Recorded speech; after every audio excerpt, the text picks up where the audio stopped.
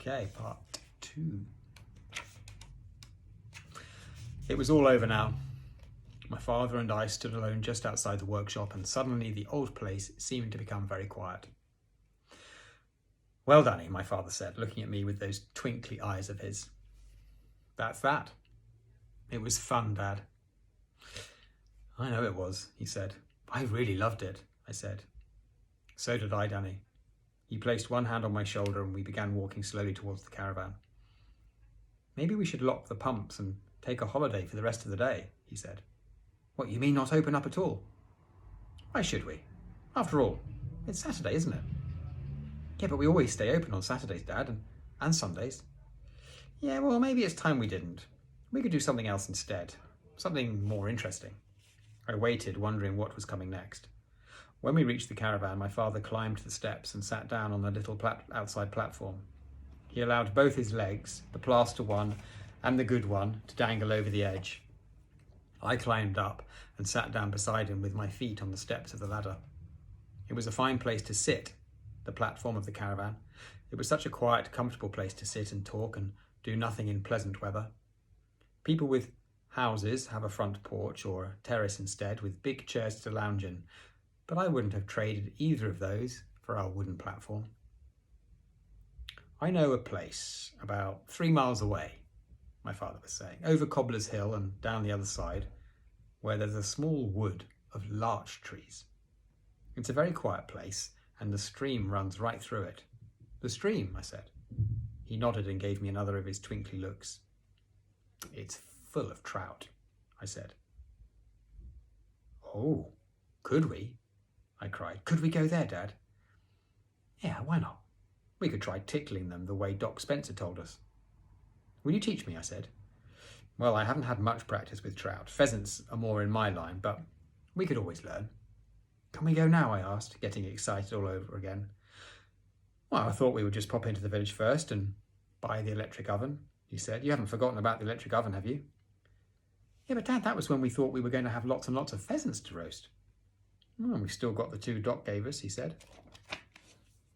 "And with any luck, we'll have lots more of them as the weeks go by. It's time we had an oven anyway. Then we can roast things properly instead of heating up baked beans in a saucepan. We could have roasted pork one day, and then if we felt like it, we could have roasted leg of lamb the next, or even roasted beef. Wouldn't you like that?" "Yeah, of course." "Dad, would you be able to make your favourite thing of all?" "What's that?" "Toad in the hole." "By golly, that'll be the very first thing we'll make in our new oven. Toad in the hole. I'll make it in an enormous pan, same as my old mum, with the Yorkshire pudding very crisp and raised up in huge bubbly mountains and the sausages nestling in between the mountains. I love toad in the hole. I haven't had toad in the hole for about 30 years. I'd love some of that. Can we get it today, Dad? Will they deliver it at once?" "They might, Danny. We'll have to see." "Couldn't we order it now on the telephone?" "We mustn't do that. We must go personally to see Mr. Wheeler, and we must inspect all the different models with great care." "All right," I said, "let's go." I was really steamed up now about getting an oven and being able to have toad in the hole and roasted pork and stuff like that. I couldn't wait. My father got to his feet. "And when we've done that, we'll go off to the stream and see if we can't find some big rainbow trout. We could take sandwiches with us for lunch and eat them beside the stream. That'll make a good day of it." A few minutes later, the 2 of us were walking down the well-known road towards the village to buy the oven. My father's foot went clink, clink, clink on the hard surface, and overhead some big black thunderclouds were moving slowly down the valley. I'm just going to show you a couple of pictures.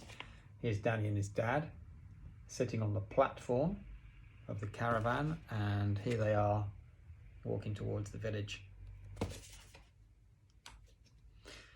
"Dad," I said. "Yes, my love?"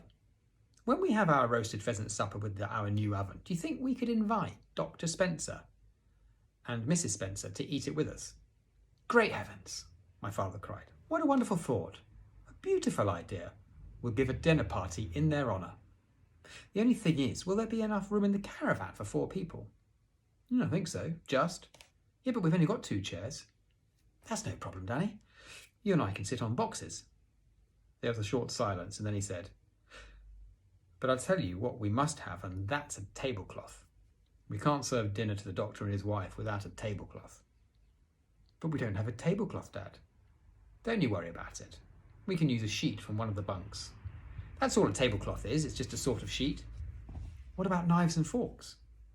How many do we have? Well, just 2 knives, 2 forks. And those are all a bit dented. We shall buy 2 more of each, and we shall give our guests the new ones and use the old ones ourselves. Good, I said. Lovely. I reached out and slid my hand into his. He folded his long fingers round my fist and held it tight, and we walked on towards the village, where soon the 2 of us would be inspecting all the different ovens with great care and talking to Mr. Wheeler personally about them. There they are, walking towards the village. And after that, we would walk home again and make up some sandwiches for our lunch. And after that, we would set off with the sandwiches in our pockets, striding up over Cobbler's Hill and down the other side to the small wood of larch trees with the stream running through it. And after that, perhaps a big rainbow trout. And after that, ah yes, and something else again.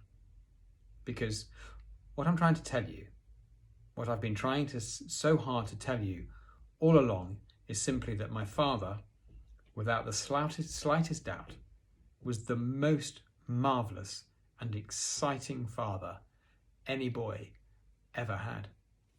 Oh, I love that ending.